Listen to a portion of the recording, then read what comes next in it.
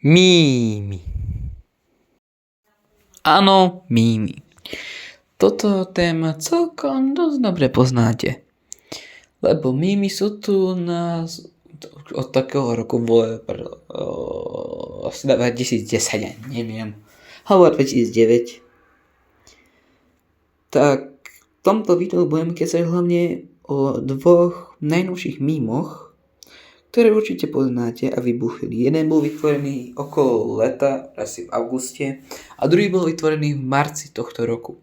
Tak začneme s tým, ktorý bol vytvorený v auguste. 6, 7. Ježišmária.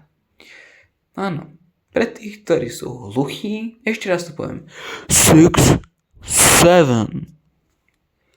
6-7 je pre decka jak národný poklad, jak keby niekto dal na výber modrú pilulku, okamžite zomrieť najbolestivejšou smrťou, alebo červenú pilulku rozprávať 6-7 a nezomrieť. Jak keby ani si nedokázali vybrať. Hej, a hlavne si to vybrali jak debili. Tak poďme rovno na ten druhý. Italian Brain Rot. Bože Mária. A áno, musím sa priznať. Som hráč stylu Brainrotu. Áno, som.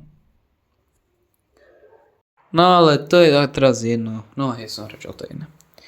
Ja ako fakt ale nepochopím, jak to môže byť vtipné, ako zasmiem sa na tom, ale nie, jak to vyzerá. Ja sa zasmiem na tom mene. Hej, na tom mene. No aj tak. Ako tie staršie mýmy, tie boli fakt legendárne, ako napríklad Coffin Deads alebo 21. Tak zatiaľ čus.